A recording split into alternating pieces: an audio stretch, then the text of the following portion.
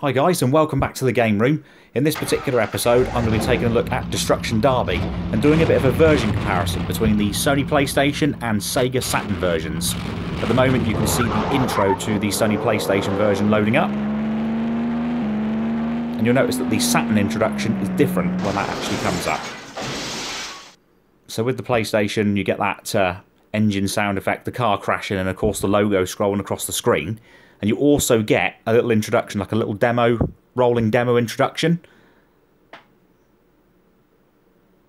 Now that rolling demo introduction is completely absent on the Saturn version. You don't get this at all on the Sega Saturn version of the game, which is it's a bit of a curiosity as to why they didn't do that. You can see a bit of slowdown, of course, in the video. I have captured this using the NTSC versions of Destruction Derby on the PlayStation and on the Sega Saturn, the Japanese Saturn. So this should be running at 60 frames per second, give or take a bit of YouTube encoding, of course, as well.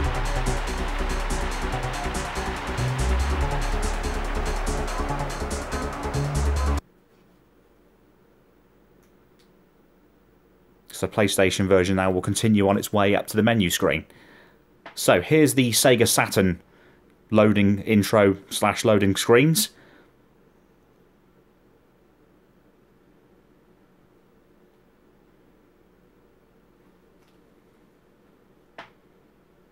You'll notice obviously there are a few more screens like SoftBank and Perfect that show up alongside the Psygnosis and Reflections logos.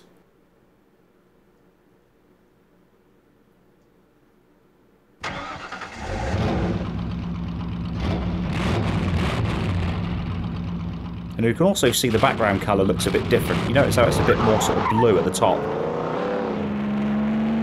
And we're not going to get any intro video at all, just the sound effect of the car revving up and then crashing. Okay, so onto the PlayStation menu. And the first thing we're going to do is go off to the car select screen. Now this is also quite significant because you'll see, because I let the rolling demos play here, you'll see that when I select cars on the Sony PlayStation version, it just smoothly selects to the goes to the next car. And there you can see the graphics of the PlayStation version. This is being upscaled using my XRGB FrameMeister scaler up to 720p at 60 frames per second, of course. So I've selected the Grim Reaper car, and you notice instantly we went straight to the Grim Reaper car. So everything carries on, the music carries on playing in the background. And we're getting the rolling demo of the Grim Reaper car now.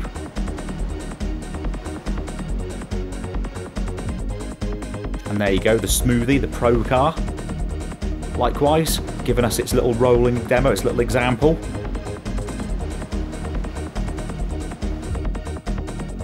And then back to the rookie car again, and just press the X button on the, or the cross button on the PlayStation controller to go back to the loading screen. Now we're going to switch over to the Sega Saturn. So, notice how those blocks come into the screen very slowly and then come out of the screen very slowly compared to the PlayStation version, where it was nice and quick. Again, that's a bit of a curiosity for me as to why that's so much slower than the PlayStation version. And again, you saw the menu is a different colour. Instead of sort of being rusty and orange, it's sort of blue looking. So, here is the car select screen. I've got the rookie car selected. Look what happened there when I selected the amateur car. It stopped and had to load the amateur car. It stopped the music as well, and then has to restart the music. And then the same again for the Pro car. It stops and has to reload the car. It's very, very strange, that is. Again, another thing that's, for me, a bit of a curiosity as to why it has to do that.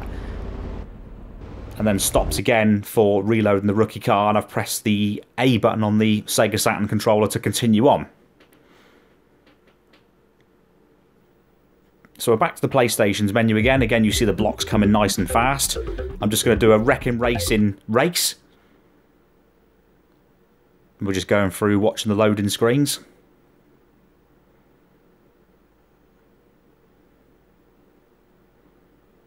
And then we're going to see the first lap of the race on the Sony PlayStation. So this is the PlayStation version now. Pay particular attention to the graphics and also the background objects. Because we're now going to switch over to the Saturn as it goes back to the menu from the car select screen. You saw those blocks coming very, very slowly and going back out very slowly. And now it's onto its loading screen, and same scenario, Wrecking Racing practice with the rookie car, same track. So we'll keep things nice and consistent and as fair as possible. And as I mentioned in the PlayStation footage just a second ago, pay close attention to the background as you go further on. Look at how those objects, like the trees, the billboard, you know, the stadium parts, look how they sort of pop in and just appear. That doesn't happen on the PlayStation version, as you can see now when we're showing the two bits side by side. The other thing you'll notice as well is how much smoother the PlayStation version is running, and just generally how better the graphics look. They don't look quite so rough and quite so grainy. It's interesting on how these two versions differ, and it sort of gives you an idea as to the 3D graphical capabilities at the time of the PlayStation compared to the Saturn, which we all know was lacking in that department. And it also shows that it did prove to be a bit of a challenge to port across quite a lot of games that were running on, you know, the PlayStation and some of the PCs to get it to work on the Saturn. There's a lot of developers that said how tricky it was. And you can really notice the difference as these run side by side, just how, you know, disjointed or unsmooth the Sega Saturn's frame rate is in comparison. So, hope you've enjoyed this video, guys. Thanks for watching. We'll let this Wrecking Racing race on both machines finish so that you can carry on viewing it and comparing it for yourselves. It's pretty obvious the PlayStation version is the better version, and to be honest, that hasn't surprised me in the slightest. I'll be continuing to do more of these. We're going to be taking a look at Nigel Mansell's World Championship next on the Amiga A1200 AGA up against the Super Nintendo. Thanks for watching, guys.